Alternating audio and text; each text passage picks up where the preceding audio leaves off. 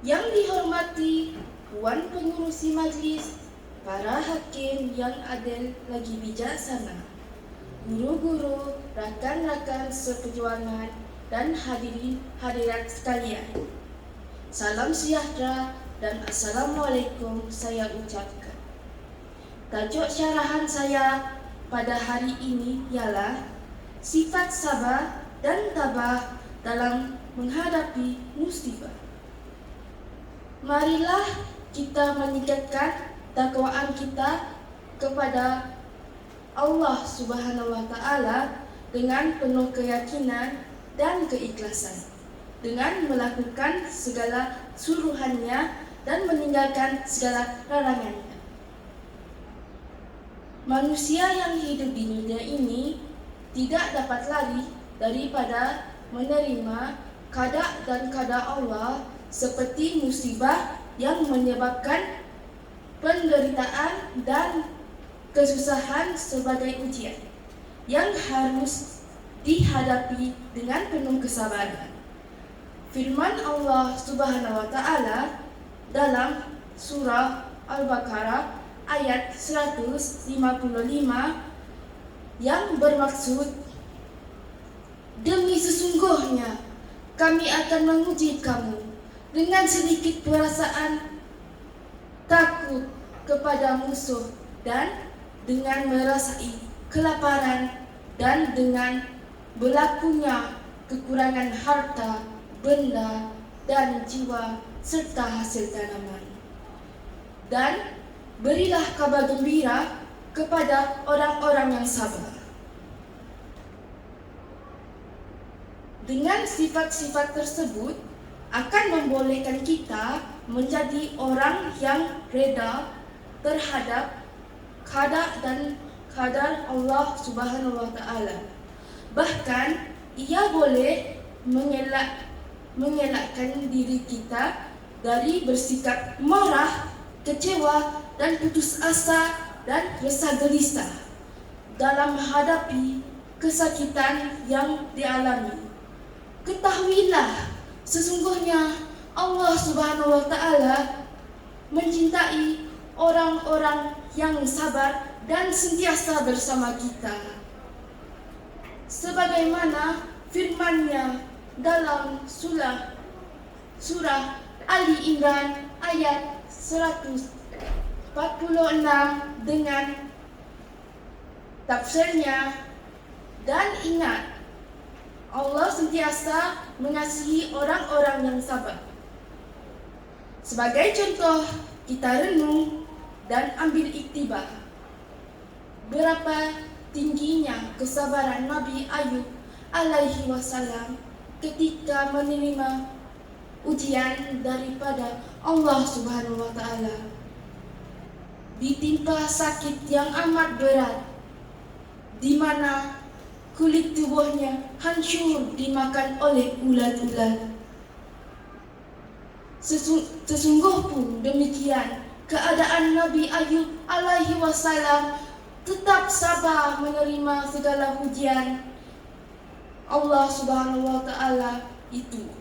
Bahkan tetap tekun beribadat kepada Allah Subhanahu wa Ta'ala.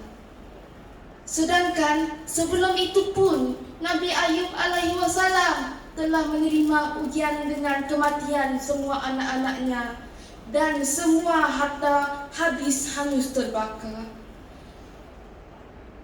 Allah Subhanahu wa Ta'ala telah mengingatkan di dalam Al-Quran sebagaimana firman-Nya dalam surah Mukmin ayat 60 yang tafsirnya,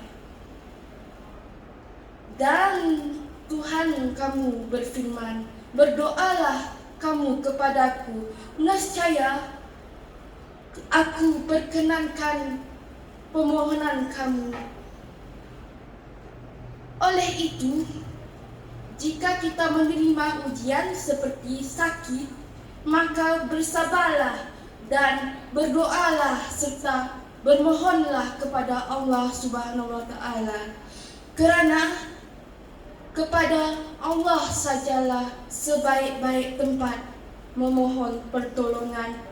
Di samping itu, kita juga seharusnya berikhtiar dan berusaha mengobati penyakit tersebut dengan berjumpa dokter.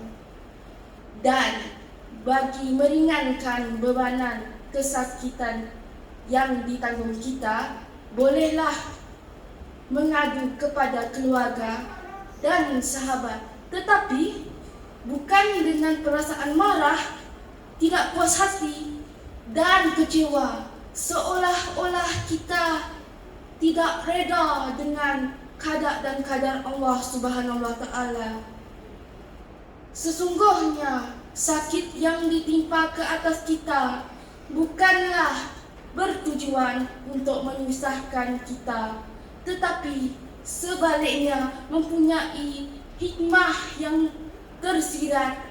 Ini jelas sebagaimana sabda Rasulullah sallallahu alaihi wasallam yang maksudnya dari Abi Hurairah radhiyallahu anhu, dari Nabi sallallahu alaihi wasallam bersabda, tidak satu pun musibah yang menimpa diri seseorang muslim yang ada berupa kesusahan dan penderitaan, kesedihan dan kedukaan, apapun penyakit, bahkan kerana sepotong duri yang menicok kakinya, anggotanya, melainkan dihapus oleh Allah dengan itu sebagian dari kesalahannya. Riwayat Al-Imam Al-Bukhari. Sebagai hamba Allah yang beriman, kita hendaklah bersabar dan tabah dalam menghadapi ujian yang menimpa ke atas kita. Mudah-mudahan Allah akan sentiasa bersama kita, sebagaimana yang dijanjikannya dengan sentiasa bersama orang-orang yang sabar dan melimpahkan rahmat dan hidayah serta memberi perlindungan kepada kita. Semoga selamat di dunia dan akhirat. Amin amin ya rabbal alamin. Hadirin yang dihormati sekalian, sebagai mengakhiri syarahan saat ini, saya menegaskan bahawa perlunya kita memupuk sikap sabar dalam hadapi musibah. Sesungguhnya Allah bersama-sama orang yang sabar. Wabillahi taufik wa hidayah. Assalamualaikum warahmatullahi wabarakatuh. Sekian, terima kasih.